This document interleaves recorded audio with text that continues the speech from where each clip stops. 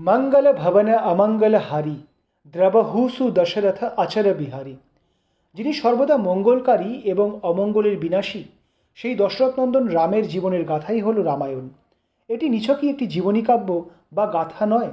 এতে যেমন আছে ত্যাগ আর সংযমের কাহিনী, তেমনই আছে ধর্ম সংস্থাপনার ইতিহাস। এই কাহিনী একাধারে করুণ, অন্যদিকে তা আমাদের দিয়েছে জীবনে নিঃস্বার্থতা আর আদর্শের প্রতি শ্রদ্ধাশীল হওয়ার মূল্যবান শিক্ষা। সেই মর্যাদা পুরুষোত্তম ভগবান শ্রীরামের জীবনের সকল ঘটনা মহর্ষি বাল্মীকি রামায়ণ রূপে রচনা করেছিলেন, যা আজ সর্বজন চর্চিত মহাকাব্য। প্রভু রামের আশীর্বাদ নিয়ে আমরা সেই মহাকাব্যেরই পুনর্কথনের একটি ছোট্ট প্রচেষ্টা মাত্র করছি। ইতিপূর্বে যা ঘটেছে তা একবার ছোট্ট করে মনে করিয়ে দিই। হনুমানের থেকে সকল বৃত্তান্ত অবগত হয়ে শ্রীরাম, লক্ষ্মণ আর সুগ্রীব তাদের সৈন্য নিয়ে সমুদ্রের তীরে উপস্থিত হলেন। কিন্তু তরঙ্গায়িত সমুদ্রকে লঙ্ঘন করবার কোনো উপায় খুঁজে পেলেন না তারা। রক্ষরাজ রাবণের কনিষ্ঠ ভ্রাতা বিভীষণ রাবণকে ন্যায়ের কথা বলতে গিয়ে রাবণ কর্তৃক অপমানিত হলেন। বিভীষণ শ্রীরামের পক্ষে যোগদান করলেন। সমুদ্রদেবের পরামর্শে সেতু নির্মাণ করে সমুদ্র অতিক্রম করবার কার্যে নিযুক্ত হল বানর সৈন্য। অবশেষে সেই শত যোজন ব্যাপৃত সেতু দ্বারা সমুদ্র অতিক্রম করে লঙ্কায় এসে পৌঁছলেন শ্রীরাম। তারপর কি হলো?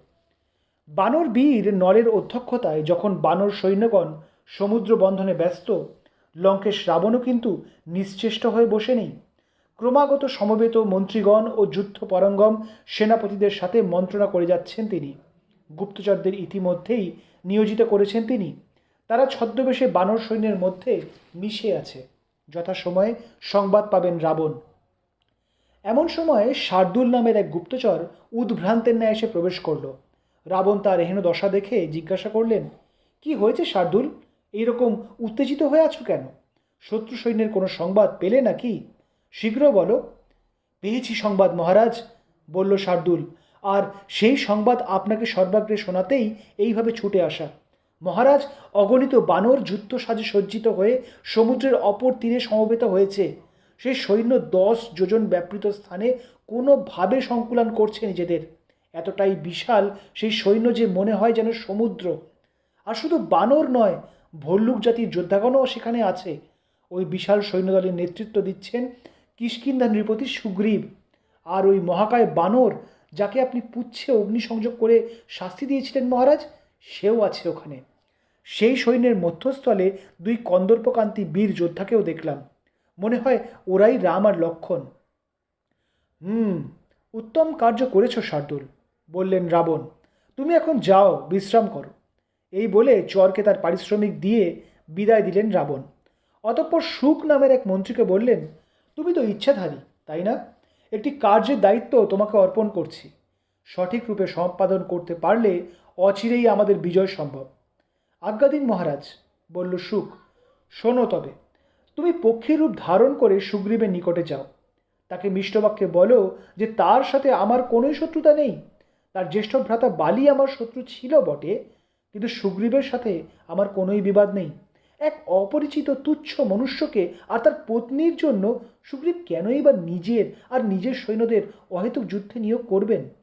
তুমি সুগ্রীবকে পরামর্শ দাও যাতে তিনি কিষ্কিন্ধায় প্রত্যাবর্তন করেন।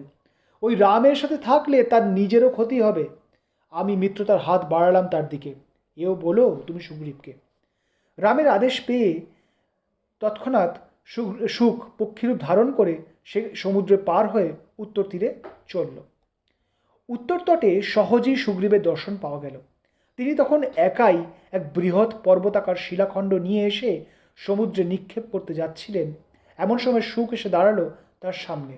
রাবণের পরামর্শ মতো সব কথাই সুগ্রীবকে নিবেদন করল সে, কিন্তু ফল হলো সম্পূর্ণ বিপরীত।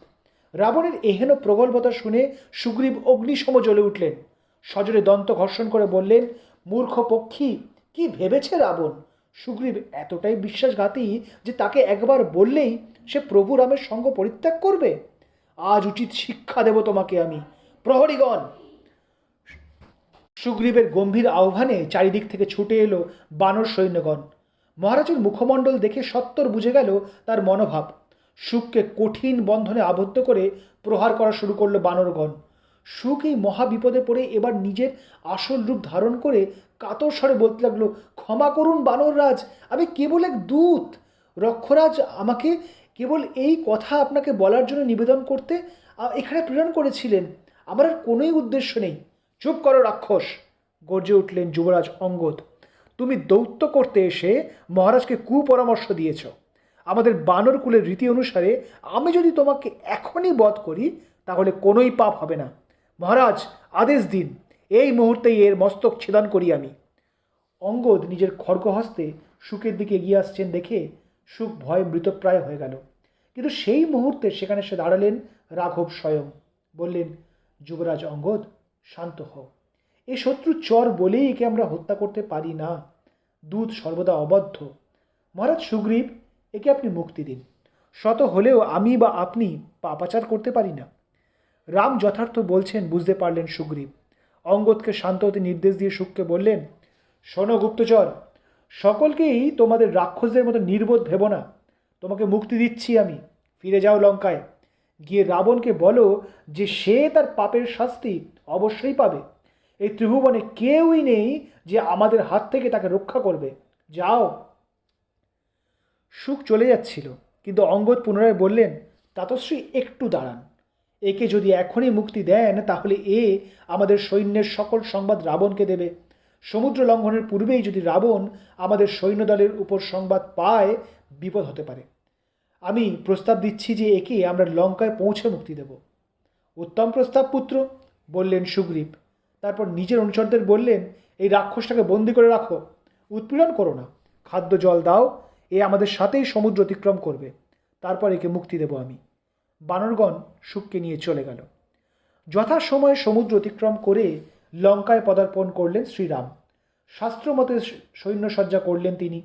বিশাল সেই বানর সৈন্যের মধ্যভাগে রইলেন যুবরাজ অঙ্গদ। পার্শ্বদেশ রক্ষা করবার ভার পেলেন জাম্ববান, বেগদর্শী, সুসেন, ঋষভ প্রমুখ বীরগণ। পশ্চাৎভাগে রইলেন মহারাজ সুগ্রীব। আর সমগ্র সৈন্যের অগ্রভাগে দুই তেজদীপ্ত অগ্নিশিখার ন্যায় দণ্ডায়মান হলেন রাম আর লক্ষ্মণ। মহাবীর মারুতি তার বিশাল গদা নিয়ে শ্রীরাম আর লক্ষ্মণের পশ্চাতে দেহরক্ষী হয়ে দাঁড়ালেন। রাম এবার সুখকে মুক্তি দিয়ে বললেন, দূত, এবার তুমি তোমার প্রভুর কাছে ফিরে যাও। রাবণকে গিয়ে বলো যে আমরা তার রাজ্যে এসে পৌঁছেছি, এখনও সময় আছে। তিনি যেন ধর্মত উচিত কার্যই করেন। সুখ কৃতজ্ঞ চিত্তে রাবণের রাজসভায় ফিরে গেল। রাবণ তাকে দেখে কিঞ্চিত অবাক হলেন। সুখ ক্লান্ত, তার সমগ্র শরীরে প্রহারের চিহ্ন বিদ্যমান থাকলেও মুখে যেন এক অনাবিল প্রশান্তির হাসি লেগে আছে। সুখ বলল, আপনার কথা মতো আমি বানররাজ সুগ্রীবের সাথে সাক্ষাৎ করে তাকে আপনার প্রস্তাব জানিয়েছিলাম। বানর জাতি স্বভাবতই উগ্র স্বভাবা, তাদের সাথে কোনোই আলাপ বা বিচার বেশিক্ষণ স্থায়ী হয় না। দেখুন তারা কিভাবে আমাকে প্রহার করেছে মহারাজ। কিন্তু মহারাজ, শ্রীরাম আমাকে মুক্তি দিয়েছেন। রাবণ সহসা নিজের মন্ত্রীর মুখে শত্রুর এহেন সম্মানের কথা শুনে ক্রুদ্ধ হয়ে উঠে কিছু বলতে যাবেন। সুখ পুনরায় বললেন, অপরাধ ক্ষমা করবেন মহারাজ, আপনাকে একটি পরামর্শ দিতে ইচ্ছা হয়। আমি স্বয়ং শ্রীরামের সাক্ষাৎ পেয়েছি। তিনি দৈব গুণের অধিকারী, তার হৃদয় ক্ষমাময়। আমি গুপ্তচর হয়ে তার সৈন্যদল দর্শন করেছি, জেনেও তিনি কিন্তু আমাকে হত্যা করেননি, বরং আমাকে সম্মান দিয়েছেন, মুক্তি দিয়েছেন আমাকে। মহারাজ, এমন ব্যক্তির সাথে শত্রুতা না করাটাই তো উচিত। শ্রীরাম লঙ্কায় এসে পৌঁছেছেন, দেবী সীতাকে আপনি তার কাছে ফিরিয়ে দিন। এই অহেতুক যুদ্ধে কোনোই লাভ নেই। থামো, গর্জে উঠলেন রাবণ। লজ্জা করে না সুখ তোমার এই কথাগুলো আমাকে বলতে? শত্রুর প্রশংসা করছো তুমি নির্বোধের ন্যায়। রাজনীতির ন্যূনতম জ্ঞান নেই তোমার। সুখ, এই দণ্ডেই আমার সামনে শত্রুর প্রশংসা করবার অপরাধে তোমাকে আমি মৃত্যুদণ্ড দিতে পারতাম, কিন্তু পূর্বে তুমি বহু দুরূহ কার্যে আমাকে সহায়তা করেছ, সেই উপকার আমি বিস্মৃত হইনি। তাই তোমাকে প্রাণে মারব না। এই মুহূর্তে আমার সামনে থেকে দূর হয়ে যাও তুমি। সুখ নতমস্তকে সেখান থেকে চলে গেল। রাবণ এবার পুনরায় শার্দুলকে আহ্বান করে বললেন, শার্দুল, ওই বনচারীটা আর তার বানর অনুচরদের নিয়ে এখানে এই লঙ্কায় উপস্থিত হয়েছে। আমার সৈন্যদল কি এতটাই নির্বীর্য যে তাদের গতিরোধ করতে পারল না? শার্দুল উত্তর দিল, মহারাজ, আপনার ভ্রাতা বিভীষণ যে শত্রু সৈন্যের সহায়, তিনি স্বয়ং উপস্থিত রয়েছেন ওই সৈন্য মধ্যে। কি কি বললে তুমি? বিস্ময়, ক্রোধ আর হতাশার এক সংমিশ্রণে রাবণের প্রায় কণ্ঠরোধ হয়ে যায়। বিভীষণ শত্রু সৈন্যের মধ্যে দণ্ডায়মান আছে, এখনই আমাকে দেখাও সে কোথায়। এই বলে দ্রুত বেগে নিজের দুর্গ সদৃশ্য প্রাসাদের শিখরে আরোহণ করতে থাকেন রক্ষরাজ রাবণ। তার অনুসরণ করল শার্দুল। প্রাসাদ শিখরে পৌঁছে রাবণ দেখলেন নগরীর বাহিরে দিগন্ত বিস্তৃত সমুদ্রের ন্যায় কেবলই বানর সৈন্য দেখা যাচ্ছে। শার্দুল এবার এগিয়ে এসে রাম, লক্ষ্মণ, নল, অঙ্গদকে ছিনিয়ে দিল। বিস্মিত রাবণ এই প্রথা দূর থেকে দেখতে পেলেন ইক্ষ্বাকু বংশীয় কুলতিলক রামকে। দেখলেন রামের পাশেই উন্নত মস্তকে দাঁড়িয়ে আছেন তার সহোদর ভ্রাতা বিভীষণ। এত নীচতার কাজ কিভাবে করলে তুমি বিভীষণ? স্বগতোক্তি করলেন রাবণ। তোমাকে সর্বাপেক্ষা বেশি স্নেহ করতাম আমি, তুমি সেই আমার স্নেহের প্রতিদান দিলে। শত্রু সৈন্যকে পথ দেখিয়ে নিজের পরিবারের ধ্বংস করাতে চাইলে তুমি। হায় ভাগ্য! ব্যথিত হয়ে পড়লেন রাবণ। কিন্তু পর মুহূর্তেই সকল মনোকষ্ট দূর হয়ে গেল তার। তিনি ত্রিভুবনজয়ী লঙ্কেশ্বর, সহোদর ভ্রাতা যদি জ্যেষ্ঠের প্রতি বিন্দুমাত্র শ্রদ্ধা না রাখতে পারে, তিনিও ক্ষুদ্র হৃদয় দৌর্বল্যকে প্রাধান্য কেনই বা দেবেন? ভালোই হয়েছে, ওই বনচারীটা নিজেই নিজের মৃত্যুর সামনে এসে উপস্থিত হয়েছে। এর সম্পর্কে কিছু তথ্য জানা দরকার। শার্দুলকে আদেশ দিলেন রাবণ। শোনো শার্দুল, ছদ্মবেশে ওদের সৈন্যের মধ্যে প্রবেশ করে ওই রামের সকল সংবাদ আমাকে এনে দাও। ও কি করছে, কখন ভোজন গ্রহণ করে, কখন শয্যা থেকে ওঠে, সব সংবাদ আমার চাই।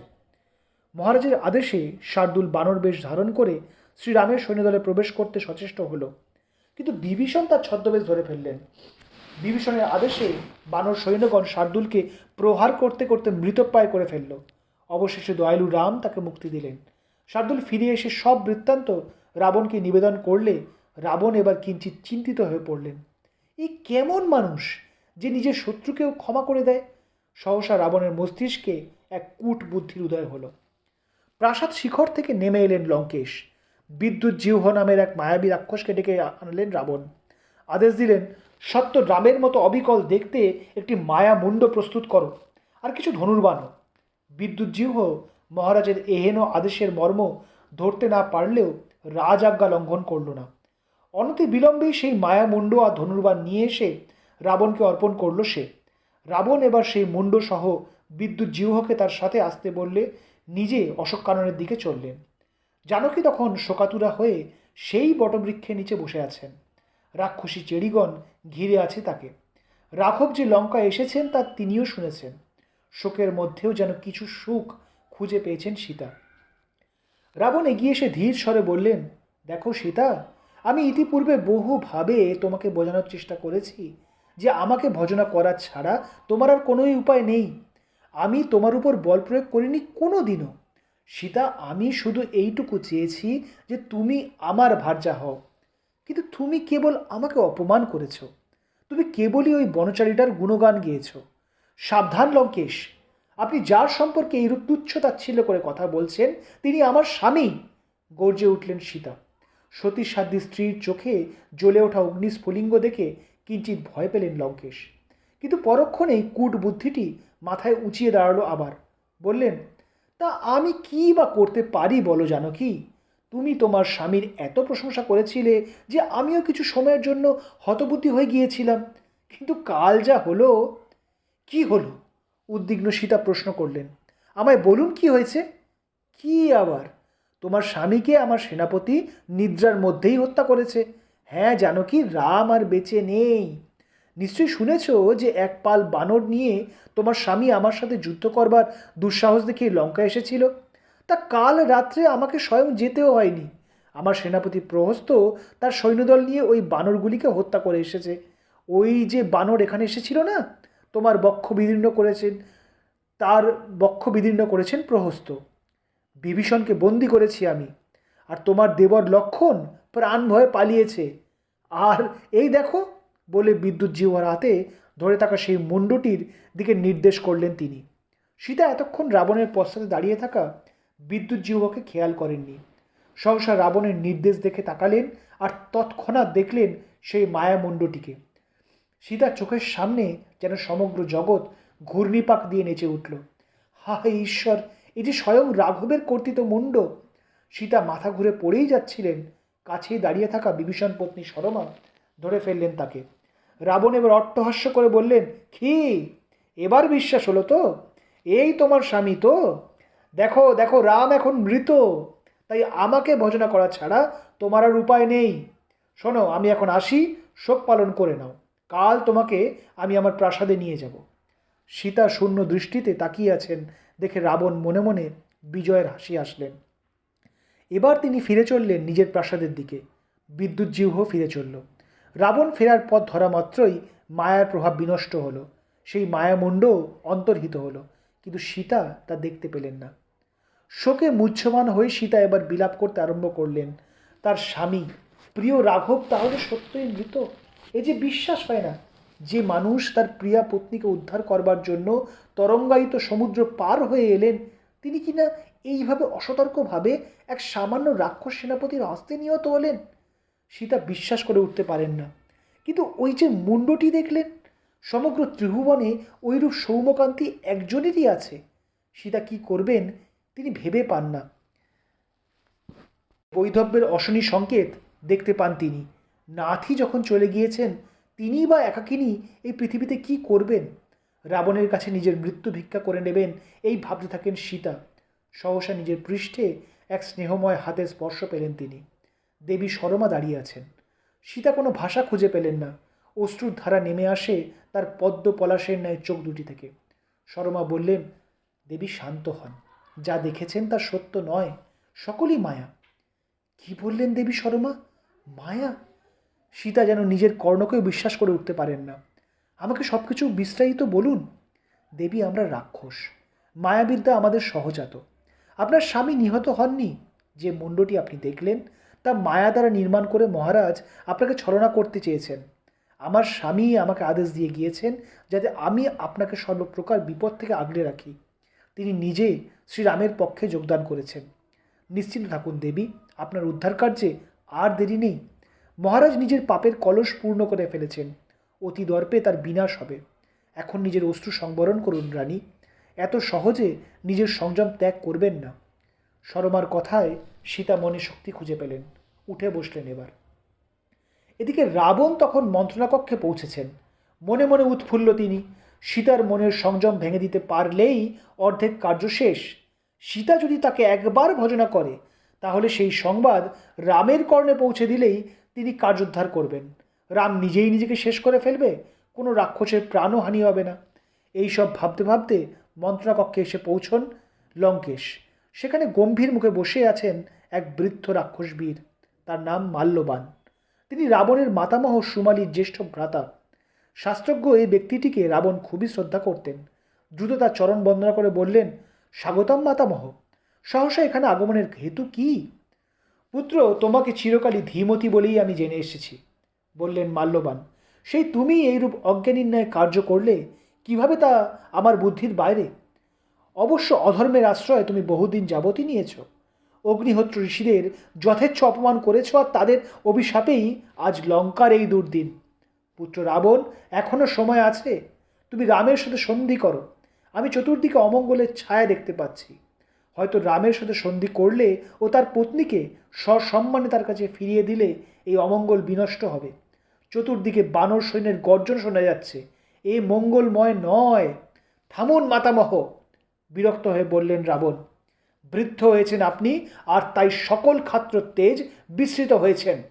সাধারণ কটা বানরের জন্য আমি লঙ্কেশ রাবণ ওই বনচারীটার সাথে সন্ধি করব? কদাপি নয়।